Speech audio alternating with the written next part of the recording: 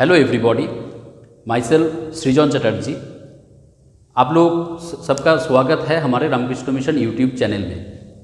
आज refrigeration system का या फिर एचवैक सिस्टम का जो बहुत ही एक महत्वपूर्ण टॉपिक है, gas laws, various gas laws, वो टॉपिक को लेके आज हम लोग डिस्कस करेंगे। तो जनरली सिस्टम में जो रेफ्रिजरेंट हम लोग यूज़ करते हैं, रेफ्रिजरेटर या फिर एयर कंडीशनिंग या फिर कोई भी एचवैक सिस्टम हो, वहाँ पे अगर हम लोग जो रेफ्रिजरेंट यूज़ करते हैं, उस रेफ्रिजरेंट क्या करते हैं, वो गैस के कुछ नियमों को वो पालन करते हैं या फिर वो गैस लॉज कुछ मान के चलते हैं।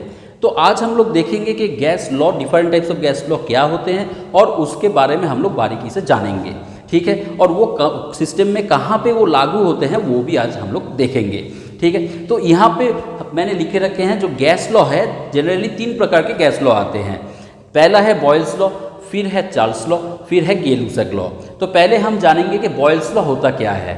बॉयल्स लॉ जनरली यहाँ पे जो स्टेटमेंट मैंने देके रखे हैं, बॉयल्स लॉ मतलब क्या होता है, कोई भी रेफ्रिजरेंट हो या फिर कोई भी गैस हो, उसका 3 मेन क्वांटिटी होते हैं, पैरामीटर्स होते हैं। वो 3 पैरामीटर्स क्या है, वो एक प्रेशर है, उसका प्रेशर हो गया, उसका वॉल्यूम हो गया और उसका टेम्परेचर मतलब तापमान हो गया, ठीक है। तो बॉयल्स लॉ ये कह रहा है कि अगर मैं कोई भी गैस का तापमान को कांस्टेंट रखता हूँ, मतलब तापमान टेम्परेचर को कांस्टेंट रखता हूँ, टेम्परेचर को मैं ना बढ़ाता हूँ ना घटाता हूँ, टेम्परेचर में जैसा था वो पहले कंडीशन में वैसे ही रखता हूँ। टेम्परेचर को कांस्टेंट रख के अगर मैं प्रेशर को बढ़ाता हूँ तो वॉल्यूम डिक्रीज करेगा, या फिर प्रेशर को अगर कम करता हूँ तो वॉल्यूम क्या हो जाएगा, इंक्रीज हो जाएगा। तो यहाँ पे क्या है, बॉयल्स लॉ यही बोल रहा है कि at constant temperature pressure varies inversely with the volume of the gas.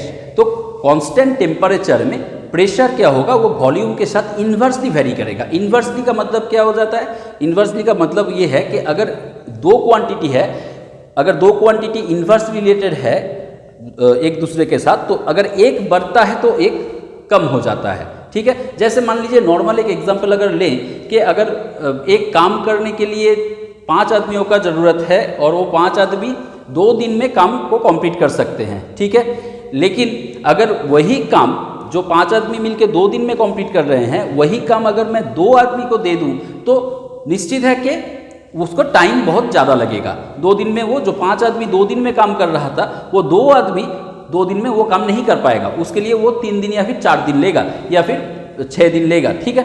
तो यहाँ पे क्या हो रहा है, आदमी कम हो रहा है लेकिन दिन बढ़ रहा है, ठीक है। तो ऐसे ही क्या है, बॉयल्स लॉ में प्रेशर और वॉल्यूम के साथ ये दोनों इन्वर्सली रिलेटेड है, ठीक है। अगर प्रेशर बढ़ता है तो वॉल्यूम कम होता है, वॉल्यूम कम होता है तो प्रेशर बढ़ जाता है, ठीक है, या फिर प्रेशर कम हो तो वॉल्यूम बढ़ता है। तो यहाँ पे कहाँ पे होता है ये सिस्टम, ये जो लॉ कहाँ पे रेफ्रिजरेशन सिस्टम में लागू होते हैं। तो जनरली अगर आप लोग वेपर कंप्रेशन साइकिल को स्टडी करेंगे, वहाँ पे जो कंडेंसर पार्ट है, कंडेंसर में क्या हो रहा है, पहले कंप्रेसर क्या कर रहा है, रेफ्रिजरेंट को हाई प्रेशर हाई टेम्परेचर में कंप्रेस करके उसको कंडेंसर में भेज रहा है।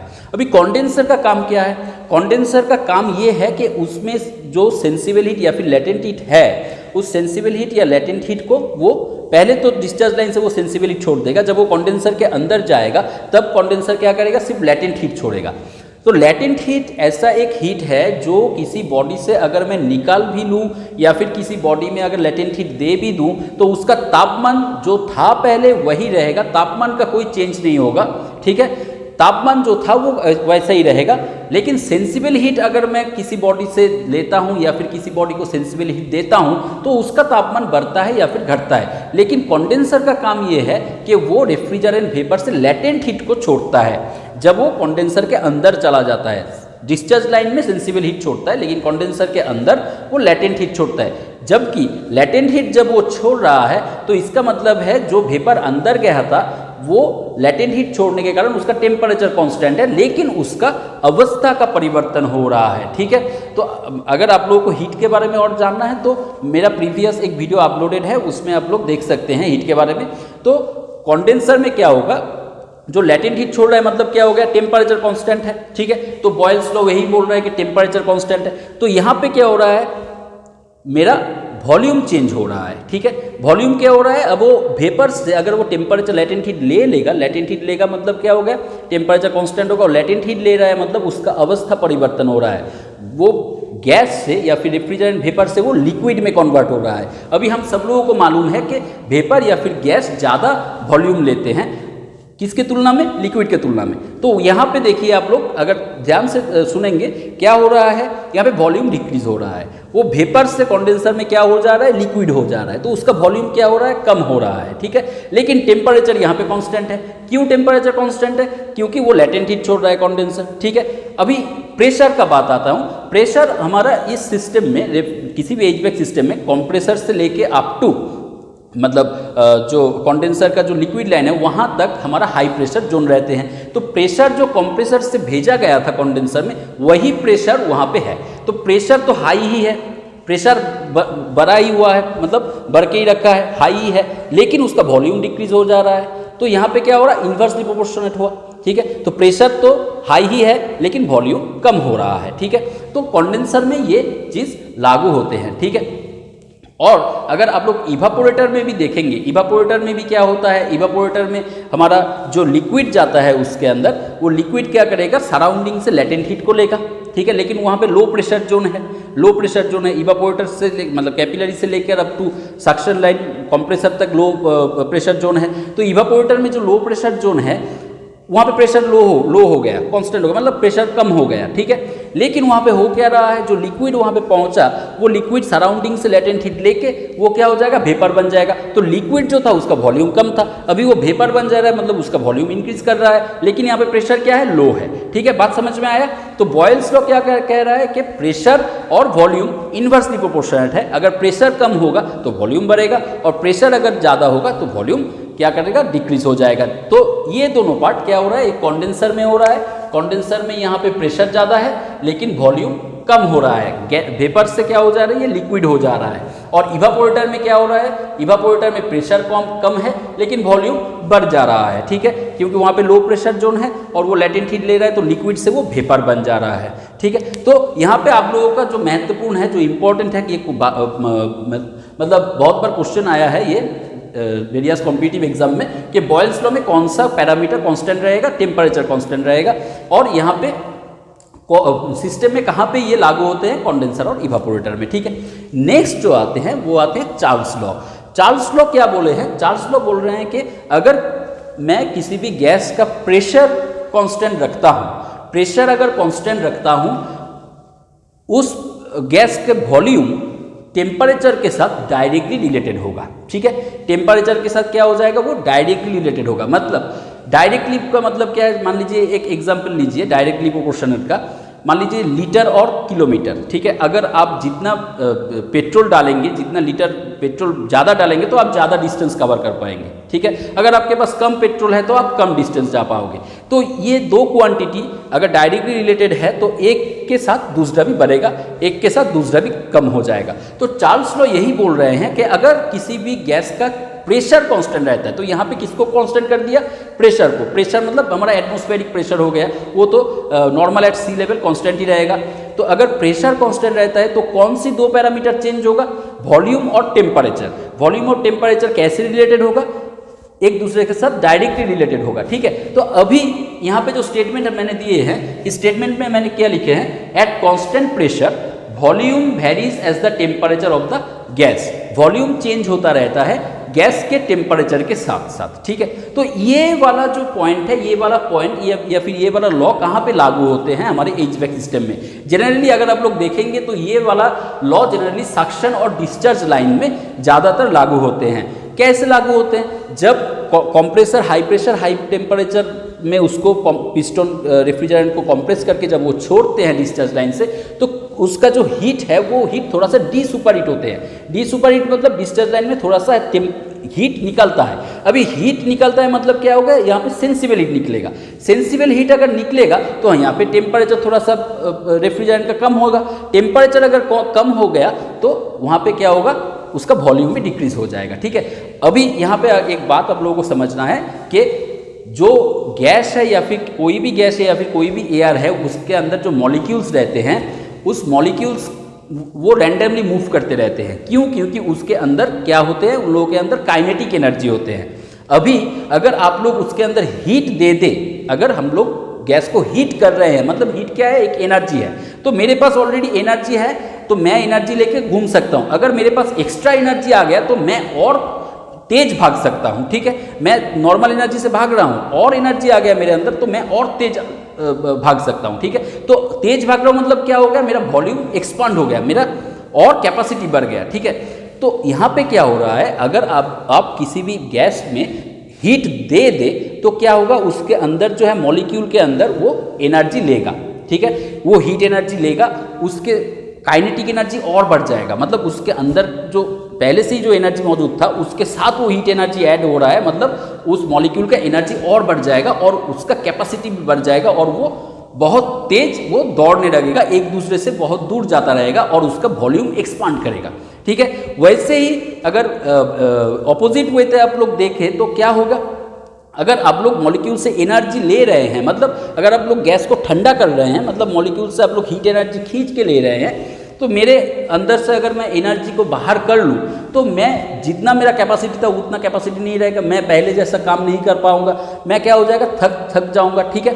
तो वैसे ही अगर मैं गैस को ठंडा करता रहूँ तो उसके अंदर से अगर एनर्जी को खींच लूँ तो उसका एक्सपांशन क्या हो जाएगा, कम हो जाएगा, वो एक दूसरे के करीब आ जाएगा, ठीक है, और उसका वॉल्यूम रिड्यूस हो जाएगा। ओके, तो यहाँ पे मैंने ये बात क्यों कहा, ये चार्ल्स लॉ समझाने के लिए। तो सक्शन एंड डिस्चार्ज लाइन में क्या होता है, जब रेफ्रिजरेंट वेपर गर्मी लेके जो निकलता है डिस्चार्ज लाइन से, तो वहाँ पे एयर के कारण कुछ एयर क्या करेगा, उस वहाँ से हीट वो ले जाएगा, जब पाइप के साथ कांटेक्ट में आएगा तो वहाँ से वो रेफ्रिजरेंट का थोड़ा सा हीट ले जाएगा। अब हीट ले गया मतलब क्या, मॉलिक्यूल का एनर्जी ले गया। अब मॉलिक्यूल के एनर्जी जो पहले था उससे अब कम हो गया, तो कम हो गया मतलब क्या, वो लोग जो एक्सपांशन में था अभी वो क्या हो जाएगा, थोड़ा सा कम हो जाएगा, वो नज़दीक आ जाएगा और उसका वॉल्यूम क्या हो जाएगा, कम हो जाएगा, ठीक है कि नहीं। फिर वो कंडेंसर में जाएगा, ठीक है। अभी सक्शन लाइन में क्या होता है, नॉर्मल इवापोरेटर में जब वेपर बन गया लैटेंट हीट लेके, तब वो सक्शन लाइन से आता है। सक्शन लाइन से कहाँ आते हैं, वो कंप्रेसर में आते हैं। तो सक्शन लाइन में क्या होता है, normally low pressure low temperature zone रहते हैं, वहाँ पे लो टेम्परेचर रहते हैं रेफ्रिजरेंट का। अभी एयर का टेम्परेचर अगर ज़्यादा हाई हो उसके तुलना में, रेफ्रिजरेंट के तुलना में, तो सक्शन लाइन से क्या होगा, हीट क्या होगा, वो लेगा। मतलब हम लोग जानते हैं कि हीट एनर्जी कहाँ से कहाँ फ्लो करते हैं, हॉट बॉडी से कोल्ड बॉडी। तो पाइप के, सक्शन पाइप के अंदर जो कोल्ड वेपर, जो लो टेम्परेचर वेपर आ रहा था, वो क्या करेगा, सराउंडिंग से हीट लेगा। तो वो सराउंडिंग से हीट ले रहा है मतलब क्या, उसके मॉलिक्यूल के अंदर हीट एनर्जी जा रहा है, मॉलिक्यूल के अंदर हीट एनर्जी जा रहा है तो उसका मॉलिक्यूल का एनर्जी और बढ़ रहा है, कैपेसिटी और बढ़ रहा है, तो उसका वॉल्यूम भी इंक्रीज हो रहा है, तो वो सक्शन लाइन के अंदर ही उसका वॉल्यूम एक्सपांड हो रहा है, ठीक है। तो ये वाला चीज़ जो है, ये वाला चीज़ हमारे सिस्टम को क्या करेगा, हमारे सिस्टम का एफिशिएंसी डाउन करते हैं। तो इसीलिए हम लोग सक्शन लाइन में क्या करते हैं, हमेशा इंसुलेशन करके रखते हैं, ताकि हमारा जो रेफ्रिजरेंट वेपर जो सक्शन लाइन से आ रहा है वो बाहर के सराउंडिंग का हीट वो ना ले पाए और उसका वॉल्यूम एक्सपांड ना हो, ठीक है। तो ये था जनरली चार्ल्स लॉ। तो चार्ल्स लॉ जनरली कहाँ पे लागू होते हैं, सक्शन और डिस्चार्ज लाइन पे लागू होते हैं, और कैसे काम करते हैं मैंने आपको बहुत अच्छी तरह से इसको समझा दिए, ठीक है। फिर है हमारा गेल-लुसाक लॉ। गेल-लुसाक लॉ क्या बोल रहे हैं, गेल-लुसाक लॉ ये कह रहे हैं कि अगर मैंने एक कांस्टेंट क्वांटिटी का या फिर कांस्टेंट कैपेसिटी का या फिर कांस्टेंट वॉल्यूम का गैस लिया और वो उस गैस का प्रेशर को बढ़ाता गया तो उसका टेम्परेचर भी उसके साथ साथ बढ़ता रहेगा, ठीक है। या फिर टेम्परेचर बढ़ाता गया तो उसका प्रेशर भी साथ साथ बढ़ता रहेगा। मतलब गेल-लुसाक लॉ ये कह रहे हैं कि किसी भी गैस के वॉल्यूम को अगर कांस्टेंट रख के मैं उसका टेम्परेचर बढ़ाता हूँ तो उसका प्रेशर भी साथ साथ बढ़ता है, या फिर अगर टेम्परेचर कम करता हूँ तो उसका प्रेशर भी साथ साथ कम होता है, ठीक है। तो यहाँ पे जो मैंने स्टेटमेंट दिए हैं, यहाँ पे क्या लिखे हैं, at constant volume of the gas pressure varies as the temperature. तो गैस के वॉल्यूम को कांस्टेंट रख के अगर प्रेशर को वेरी किया जाए तो टेम्परेचर भी गैस का वेरी होता है, ठीक है। तो ये कहाँ पे लागू होता है, ये जनरली लागू होते हैं कंप्रेसर में। अभी कंप्रेसर में क्या हो गया, जब वो कंप्रेसर में सक्शन कर रहा है ना, तो कंप्रेसर के अंदर जो सिलेंडर है वहाँ पे जब पिस्टन नीचे की तरफ जा रहा है बीडीसी के तरफ, तो वो क्या कर रहा है, जो low pressure low temperature vapour था उसको वो साक कर रहा है। अभी क्या कर रहा है पिस्टन, जब वो टीडीसी के तक आ रहा है तो जितना सिलेंडर में वॉल्यूम था वो क्या कर रहा है पिस्टन उसका वॉल्यूम कम कर रहा है, मतलब उसका प्रेशर इंक्रीज कर रहा है। तो प्रेशर जब इंक्रीज करेगा तो उसका तापमान भी मतलब टेम्परेचर भी इंक्रीज होगा। ठीक है, हम लोग बहुत अच्छे तरह से जानते हैं कंप्रेसर में क्या होता है, refrigerant low temperature low pressure vapour refrigerant को high pressure high temperature vapour refrigerant में कन्वर्ट किया जाते हैं। तो यहाँ पे क्या हो रहा है, तो अगर कंप्रेसर उसको कंप्रेस करेगा रेफ्रिजरेंट को तो उसका प्रेशर भी बढ़ेगा, साथ साथ उसका टेम्परेचर भी बढ़ जाएगा। ठीक है, तो ये वाला जो लॉ है ये हमारे सिस्टम में कहाँ पे लागू होते हैं, कंप्रेसर में लागू होते हैं। ठीक है, तो यहाँ पे मैंने वो जो सूत्र है वो सूत्र यहाँ पे सारे लिख दिए हैं। ये इन्वर्स रिलेशन का सूत्र है, और ये जो सिंबल यहाँ पे दिखाए गए हैं ये है प्रोपोर्शनेट का सिंबल। अगर 1 रहा, जैसे P प्रोपोर्शनेट टू 1/V मतलब ये इन्वर्स रिलेटेड है, और अगर 1 नहीं रहा नॉर्मल इनटू 1 रहा तो ये है डायरेक्टली रिलेशन का सिंबल। ठीक है, प्रोपोर्शनेट कैसे है, ये डायरेक्टली है क्योंकि ये 1 नहीं है, और अगर 1 रहा तो क्या हो जाएगा, इन्वर्सली प्रोपोर्शनल हो जाएगा। ठीक है, तो मैंने आप लोगों को बहुत अच्छे तरह से ये समझाने की कोशिश की गैस लॉ कैसे काम करते हैं और सिस्टम में ये कहाँ कहाँ लागू होते हैं।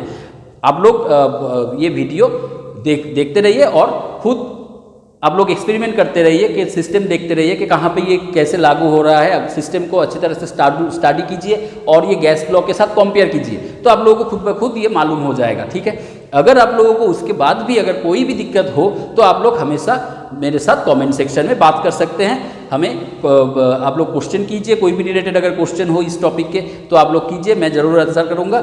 और आप लोगों को अगर मेरा वीडियो अच्छा लगा हो तो आप लोग ज़रूर लाइक कीजिए, अपने दोस्तों को बताइए, शेयर कीजिए और हमारे चैनल को सब्सक्राइब कीजिए। Thank you very much.